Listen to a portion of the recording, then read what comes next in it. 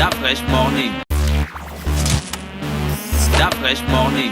Le gouvernement et l'opposition, l'activité du week-end. C'est ça, Mosley? Oui, le gouvernement, l'opposition, l'activité du week-end, notamment ponctuée par la sortie ou la communication qu'a délivré l'appel à agir, qui est un mouvement organisé autour de 10 personnalités de la politique nationale, aussi bien en partant de Ange Kevin Ndigou, on a Zima et Bayard et un certain nombre d'acteurs qui ont choisi de se constituer comme les enfants de la République en s'appelant appel à agir.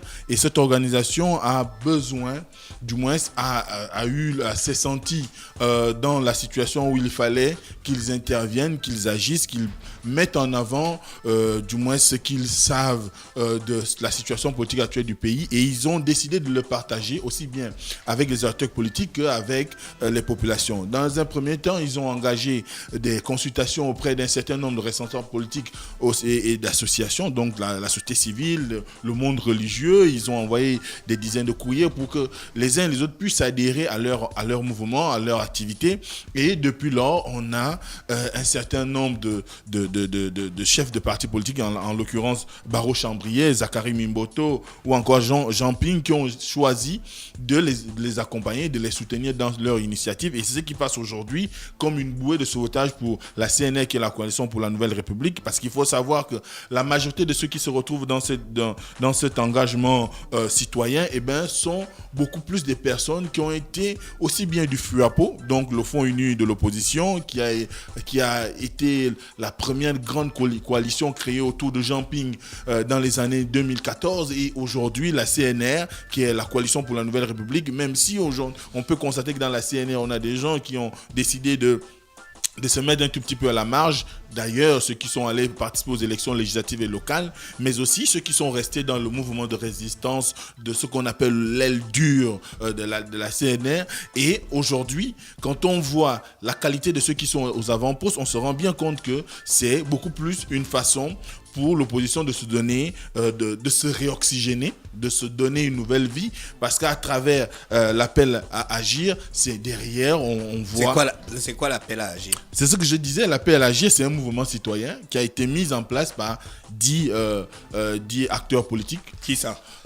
J'ai cité par exemple Ange Kevin Ndigou, j'ai cité Zibé Bayard, on a cité Jean-Gaspard Toutoumaï, on a un certain nombre de jeunes leaders. Jean-Gaspard, il n'est plus dans le gouvernement. Non, il n'est pas dans le gouvernement. D'accord. Il était candidat aux législatives du côté d'Akanda et il a échoué. Donc là, il se retrouve... C'est lui qui a été battu par Franck Guéma. Oui, il fait partie de ceux que Franck Guéma a battu. C'est Franck Guéma, effectivement, qui est ministre délégué à l'environnement, qui est au gouvernement. Donc, dès cet instant, ce que nous, on fait de cette analyse, c'est que, vous savez, quand il y a une sortie comme celle-là, tout le monde s'engage à pouvoir prendre des décisions, à pouvoir s'armer. Et eux, ils ont pris pour cheval de bataille l'application de l'article 13 de la Constitution. Notamment, ils demandent à ce qu'il y ait la constatation de la vacance de poste et du moins le fait que le chef de l'État ne soit pas là. Donc, en un mot, pour eux, il faudrait que les autorités, sinon les personnes habilitées à constater la vacance de poste, puissent prendre leur courage et pouvoir décider de ce qu'on sorte de l'absence temporaire du chef de l'État pour pouvoir arriver à, pratiquement, on va dire, à constater son absence définitive. Mais la Cour constitutionnelle n'avait pas déjà géré cette question. La Cour constitutionnelle a géré, sauf que la Cour constitutionnelle... ne les a pas convaincus. Pas qu'elle ne les a pas convaincus, sauf qu'aujourd'hui, de la déclaration de la Cour constitutionnelle aujourd'hui, on a à peu près 5 mois passés déjà. Et c'est vrai que quand on lit l'article 13 de la Constitution, il n'y a pas de date définie. D'ailleurs, le fait qu'il y ait, du moins le discours de la Cour constitutionnelle, sinon le rendu de la Cour constitutionnelle était basé sur le fait qu'il y avait un vide juridique. Et dès cet instant, tout le monde se rappellera que ce qui avait été reproché à Marie-Madeleine Borancho, c'était qu'elle aurait plus ou moins réécrit la Constitution en ajoutant le cas d'indisponibilité temporaire qui n'est pas mentionné dans la Constitution, qu'il s'agit des anciennes ou de celle qui a été votée en 2018, notamment en janvier 2018. Donc dès cet instant, pour eux, le temps qu'on pouvait... Appel à agir. pour appel à agir, le temps qu'on pouvait accorder à cette absence temporaire du chef de l'État pourrait être désormais désuet dans la mesure où on est passé, on est à plus de 5 mois d'absence. C'est vrai qu'il y a des retours du chef d'État au pays, mais il ne met pas beaucoup de temps. Or, aujourd'hui, ce qu'eux ils mettent en avant, c'est que on peut constater que le président de la République, Ali Bongo Ondimba, est venu pour la prestation de serment du gouvernement de Julien Korbokal et a présidé un conseil des ministres. Mais ce qui est sûr aujourd'hui pour eux, c'est qu'il y a un flou qui demeure autour du discours de ceux qui présentent le chef d'État comme étant en situation de récupération de l'ensemble de ses facultés. Donc, dès cet instant... Et leur problème est où? Leur problème de l'opposition. Leur problème est que aujourd'hui, il faut juger de la capacité intellectuelle de façon, pour faire simple, il s'agit de déterminer si le chef de l'État est toujours en mesure de pouvoir assumer sa charge. Donc, il est toujours en mesure de diriger le pays. Donc, c'est ça leur question aujourd'hui, parce que c'est bien... Eux qui sont proches du chef de l'État, parce qu'on sait que parmi eux, il y en a qui sont proches du chef de l'État. Ils ont dit quoi? Ce qu'ils disent, c'est que, de façon générale, ils voient le chef de l'État, mais ils ne sont pas du tout convaincus de sa compétence. Donc, ils vont monter tout un mouvement autour de ça. Oui. Comme s'il n'y a pas des choses importantes, plus importantes au pays. Ça peut être une question importante pour certaines personnes dans la si population. Le chef de l'État, s'il est démontré que le chef de l'État a toujours la capacité, d'ailleurs, il a toujours la capacité de gérer le pays plus qu'il est en train de le faire. Après, ils vont faire quoi d'autre dans leur vie?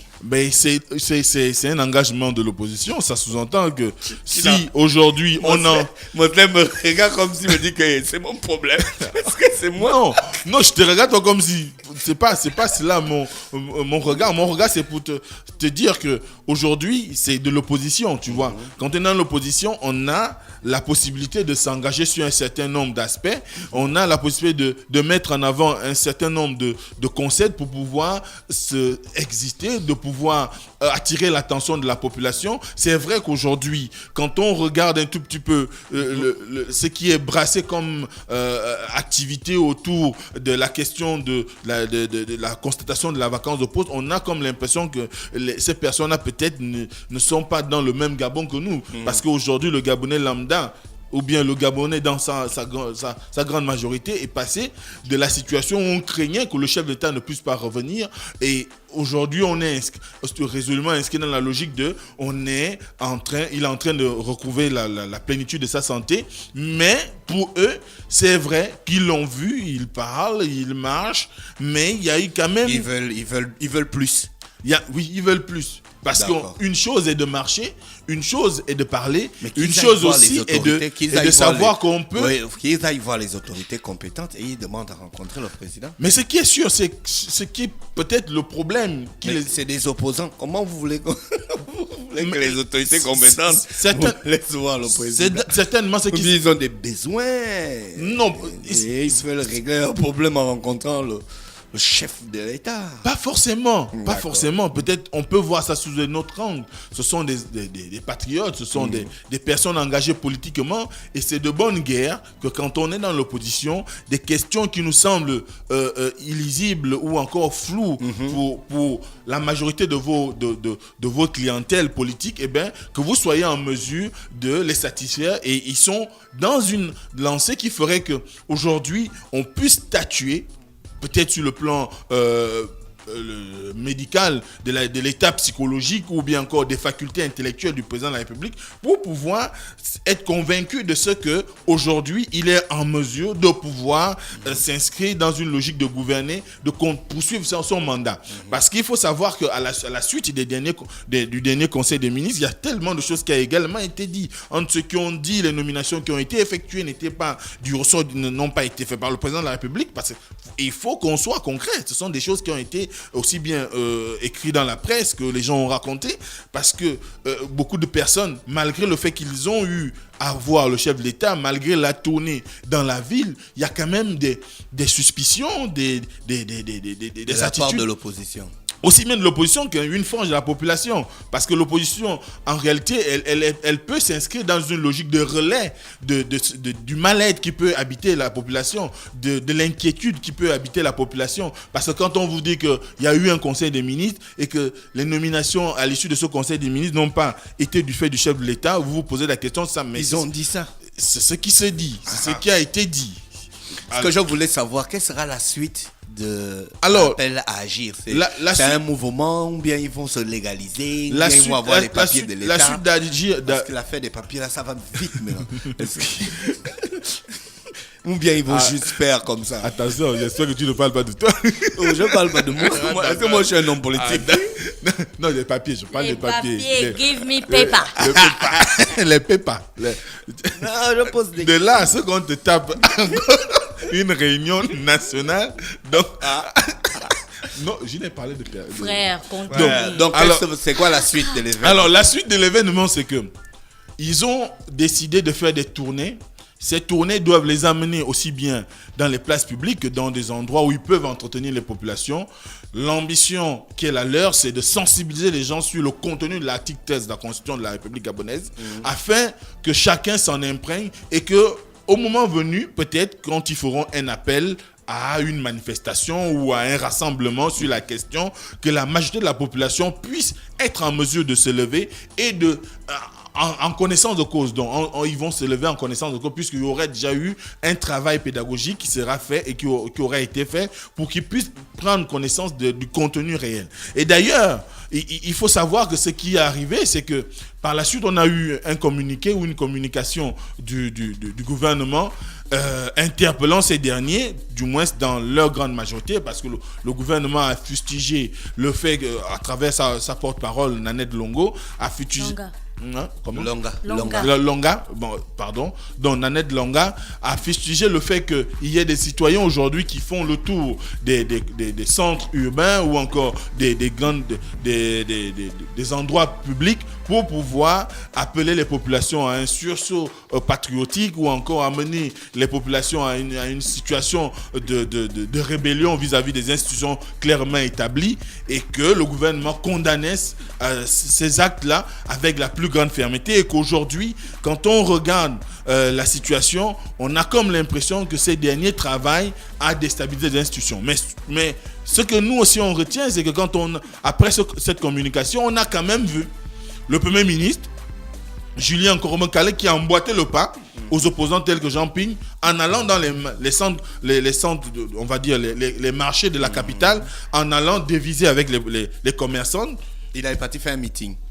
En allant, mais l'opposition aussi ne fait pas de meeting. Non, on te pose une question. Tu compares le Premier ministre à l'opposition. Accompagné du nouveau maire de Libreville, ils y sont allés pour souhaiter une très bonne journée internationale des droits de la femme et discuter un petit peu avec les commerçants. En différé, mais la discussion portait également sur l'article 13 de la Constitution. Il n'y avait pas de discussion, c'est la vacance de pouvoir. Mais si quelqu'un te pose une question, tu veux comment? Donc le Premier ministre n'a pas le droit de viser. Donc tu veux Mosley. comparer le Premier ministre à un opposant politique. Pardon? Tu veux comparer le Premier ministre à un opposant politique? En tant qu'acteur politique, peut-être? Non, il est Premier ministre. En tant que... Il est le Premier ministre. Oui, Mosley, mais si chef du gouvernement. Si tu marches en route, les gens savent que tu es un chroniqueur politique. Et puis tu arrives quelque part et on te demande, Mosley, que penses-tu de, je ne sais pas, de cette visite du Premier ministre dans les marchés? Et puis tu es en train de dire, oui, mais vous savez, le Premier ministre, la personne qui passera là et qui t'entend parler, elle va pas dire que tu es en meeting. Sauf qu'il y a un problème. Il n'y a pas de problème. Il ne marchait pas. Il allait avec une délégation. Non, c'est la délégation qui l'a amené. C'est la délégation qui l'a amené. Donc le Premier ministre se fait téléguider. Non, mais est-ce qu'il n'a pas le droit? Enfin, c'est comme si maintenant il fallait justifier. Si un ministre sort par exemple et qu'il dit, si un ministre, je vais dire le ministre du Transport par exemple, se lève et il se retrouve à la gare routière du PK8. Par exemple, tu vas pas lui dire qu'il fait un meeting. Comment? On va pas dire qu'il fait un meeting, il se retrouve à la gare routière du PK8. Si c'est une pour... Sa responsabilité, c'est le Le Premier ministre ne se déplace pas de façon fortuite. Mais qu'est-ce qui te dit que c'était fortuit? Mais c'est ça que je dis, que c'était pas une situation fortuite. Mais il y allait pour aller sensibiliser les... C'est ce qu'on te dit aussi, ce n'était pas fortuit, c'était intentionnel. Il va rencontrer les femmes commerçantes qui sont aussi des Très Gabonaises. bien, tout en insérant tout en insérant l'agenda de la question sur la vacance de poste et de pouvoir. Et il a discuté de cela avec les commerçantes. Ça sous-entend que au-delà de ce que l'opposition dit, il y a aussi au sein du gouvernement un besoin pour chacun d'aller vers les populations pour discuter avec elles, leur expliquer également à leur tour quel est le contenu de l'article 13 et pourquoi jusqu'aujourd'hui nous sommes toujours... le contenu de l'article. Comment? Oui, non, je Donc, pense que Je pense que le contenu de l'article 13, on le discute dans les marchés. Mais si aujourd'hui le Premier ministre allait faire le même tracé en termes de discussion avec les populations, avec les opposants, il n'est pas allé spécialement pour ça. C'est pas pareil que les hommes. C'est pas pareil que les opposants. Non, le Premier ministre, au-delà d'être Premier ministre, il est un homme politique. Je sais. Allez-y. C'était pas ça l'objectif principal de sa visite. C'est différent des gars de l'opposition. Eux, leur objectif principal, c'est de communiquer sur une question précise. Lui, il va dans le cadre de souhaiter une bonne journée aux femmes. Et puis, comme par coïncidence... Souhaiter une bonne journée. Oui, la journée de la femme. C'était ça, non? En différé. De toutes les manières, il le disait en Mosley. En différé. C'était donc Mosley ce matin sur les 104.5 Urban FM, la station urbaine dans le Da Fresh Morning, l'homme politique du Da Fresh Morning, Safe Mosley, qui est avec nous sur les 104.5. Merci encore à tous les auditeurs connectés sur les 104.5. Voici René Rude pour l'horoscope des auditeurs. Rebonjour Da Fresh. Da Fresh Morning.